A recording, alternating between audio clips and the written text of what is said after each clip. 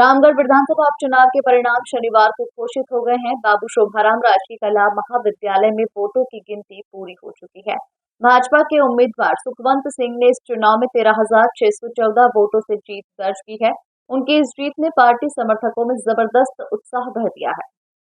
उनकी इस जीत ने पार्टी समर्थकों में जबरदस्त उत्साह भर दिया। बीजेपी के सुखवंत सिंह और कांग्रेस के प्रत्याशी आर्यन जुबेर के बीच कड़ी टक्कर हुई।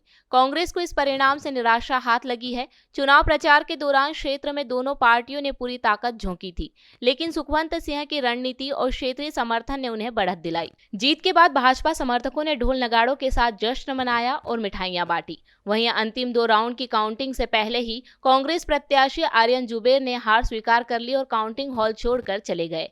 भाजपा के सुखवंत सिंह ने 13,614 वोटों से जीत दर्ज की। भाजपा के सुखवंत सिंह को कुल 1,08,673 वोट मिले। वहीं इस मौके पर राजस्थान सरकार के वन मंत्री और अलवर विधायक संजय शर्मा ने कहा कि प्रधानमंत्री नरेंद्र मोदी और मुख्यमंत्री भजनलाल सरकार के कार्यों पर मुहर लगी है। 11 माह के शासनकाल में भजनलाल सरकार ने जो बजट सत्र के दौरान कार्य कराए, उसमें जनता ने मुहर लगाई है। वहीं विधायक बने सुखवंत सिंह ने कहा कि जनता सिर आंखों पर है और मैं जीतने से पहले भी वही था और जीतने के बाद भी वही रहूंगा। मुख्यमंत्री आदरणीय भजनलाल जी की जो नीतियां हैं, जो 11 माह का जो उनका कार्यकाल है, उस पर मुहर लगाई है राजस्थान की जनता ने।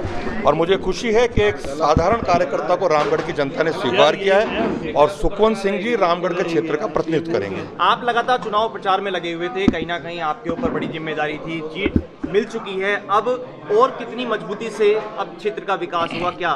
देखिए, 18 से 23 का यदि रामगढ़ के प्रत्याशी का कार्यकाल देखे, जो वहाँ से विधायक रही, वहाँ जातिगत आधार पर विकास के काम किए गए।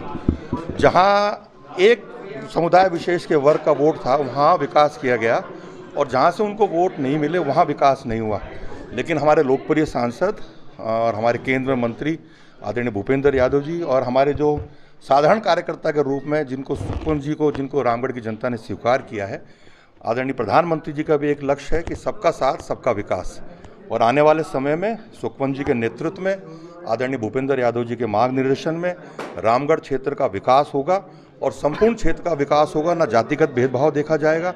हर क्षेत्र को जो मूलभूत सुविधाएं हैं वो आदरणीय भजनलाल जी के नेतृत्व में राजस्थान सरकार उपलब्ध कराएगी। हर बार रामगढ़ में फर्जी वोटिंग की बातें सामने आती थी, इस बार सख्ती बढ़ती गई, फर्जी वोटिंग नहीं हुई। कई बार बुरखे में भी महिलाएं पकड़ी गई, युवाओं को भी पकड़ा गया। क्या देखिए, ये प्रशासन को मैं इसलिए विशेष रूप से धन्यवाद देना चाहूँगा क्योंकि चाक चौबंद होकर के प्रशासन ने इस प्रकार की व्यवस्था करी कि मतदाता पोलिंग बूथ तक गया और भयमुक्त होकर के, बिना किसी भय के, उसने मत के अधिकार का प्रयोग किया।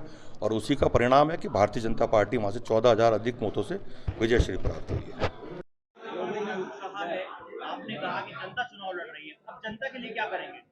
बिल्कुल, जनता सराखों पर, और मैं तो जीरो ग्राउंड से उठाओ कार्य करता हूँ, जनता के बीच ही रहता हूँ और उनके सुख दुख में हमेशा साथ रहा हूँ।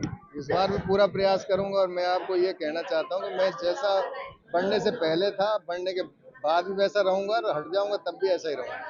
पिछली बार जय आहूजा आपके बगल में है, इन्होंने कहा था कि फर्जी वोटिंग हुई है। इस बार किस तरह की क्या फर्जी वोटिंग हुई थी या क्या मानते हैं, किस तरह का रोक लगाई गई निर्वाचन विभाग की तरफ से? क्या देखिए, बिल्कुल यहाँ फर्जी वोटिंग होती थी पहले, कुछ बूथ हैं, सेंसिटिव बूथ हैं, उन पर इस बार पुलिस प्रशासन ने बहुत ही मजबूत तरीके से प्लानिंग की है और उसको इम्प्लीमेंट भी किया है। मैं उसमें कलेक्टर साहब का, एसपी साहब को धन्यवाद देता हूँ कि उन्होंने बहुत ही शानदार तरीके से, वो सिर्फ उन्होंने ये कहा कि अब अपनी वोट डालो, तो उसमें ही तिल मिला रहे थे बहुत से लोग। अब ये रोका जा रहा है, वो रोका जा रहा है, ऐसा कुछ नहीं। अपनी वोट डालने में क्या दिक्कत है, अपनी वोट डालो, हम भी अपनी वोट डालते हैं। तो वो चीज रोकी गई। जो फर्जी मतदान होता था 3 बजे के बाद, वो रोका गया और वही जीत का आधार बना। रामगढ़ पर सबकी नजरें थी, अब 5 काम आपके क्षेत्र में क्या ऐसे हैं जो आपने सोचा होगा? देखिए, अभी मैंने नहीं सोचा, अभी अब जनता के बीच जाएंगे, जनता की आवश्यकताओं के अनुसार और बड़े शीर्ष नेतृत्व के आशीर्वाद से हम सभी कामों को करेंगे। कैसे धन्यवाद देंगे जनता को, क्या कहना चाहेंगे? संदेश मेरा यही है कि आप ही का बेटा चुनाव जीता है, आप आशीर्वाद रखना और मैं उनको भरोसा दिलाता हूं कि मैं उनके भरोसे पर खरा उतरूंगा।